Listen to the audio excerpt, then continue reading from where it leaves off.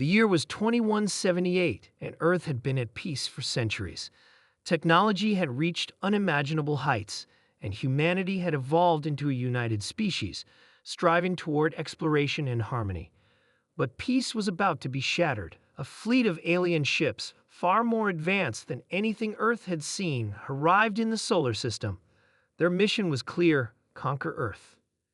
The alien race, known as the Zorath, had been observing Earth for years. From their distant planet in the Andromeda Galaxy, they saw a world teeming with life and resources. Their empire was vast, but the Zorathians were looking to expand. Earth, with its rich resources, was the perfect target. They were an intelligent species, cold and calculating, and they believed their technology made them invincible. The Zorath fleet entered Earth's atmosphere without warning. The people of Earth had no time to react as the massive ships descended from the sky, their weapons primed for destruction. Cities trembled as beams of energy sliced through skyscrapers. The world was in chaos. Commander Zorath, leader of the invasion, stood aboard the flagship, overseeing the destruction. He had watched countless worlds fall under the might of his people, and Earth was just another conquest in his eyes. However, as the fleet unleashed its fury upon Earth, something unexpected happened. The first sign of resistance came from a group of humans in a small town in the Midwest. As the alien ships hovered overhead, a team of soldiers, armed with outdated weapons, opened fire. To the Zorath's surprise, their advanced shields barely held up against the barrage. Humans were not retreating, they were fighting back. On the ground, General William Johnson, a battle-hardened leader of the Earth Defense Force, rallied his troops. His face was smeared with dirt, and his uniform was torn, but his resolve was unshaken.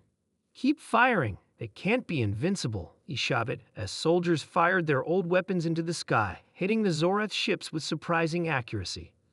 The Zorath forces were stunned. For the first time in centuries, an enemy was showing resistance. Commander Zorath watched through his ship's control room, baffled.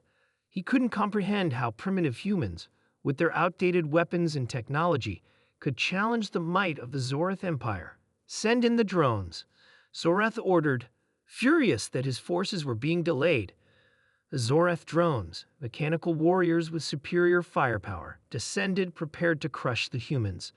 But once again, something unexpected happened. The humans fought back harder.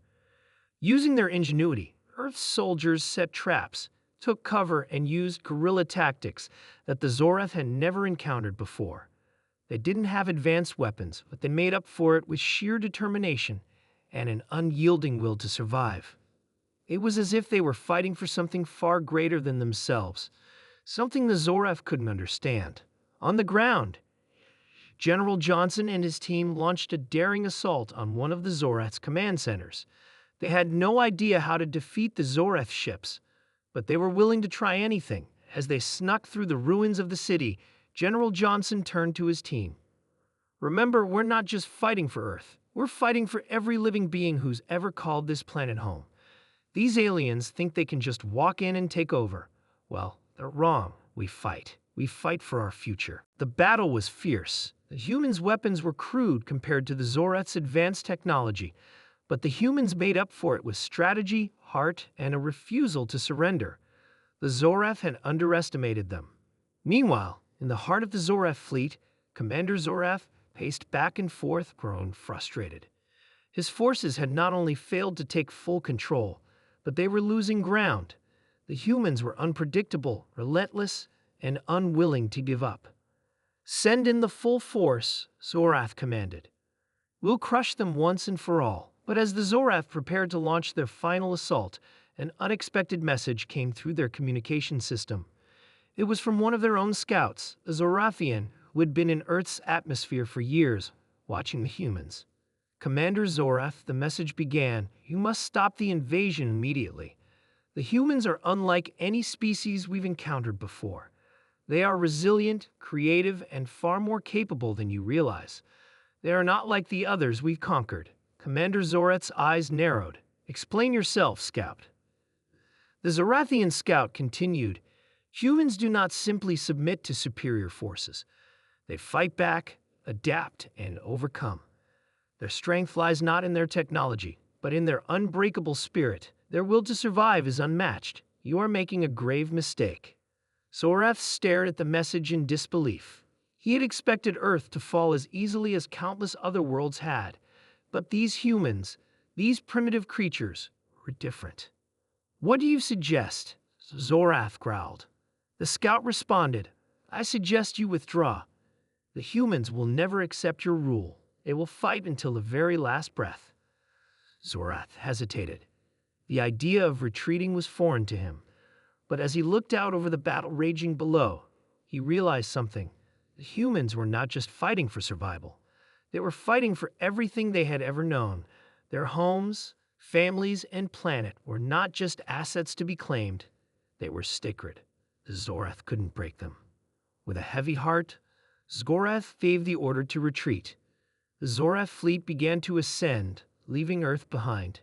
The humans had won. General Johnson stood in the rubble of his city, his soldiers surrounding him. He watched the alien ships disappear into the sky, the air thick with the scent of smoke and victory. "They thought they could take us down," he said, looking at his men, "but they didn't know who they were messing with. We're human, and we don't give up." And just like that, the Earth had been saved, not by advanced weapons, not by technology, but by the indomitable spirit of humanity. The Zorath learned a hard lesson that day. Earth was not just a planet, it was home to humans, beings who would fight to the very end to protect what they loved. The end.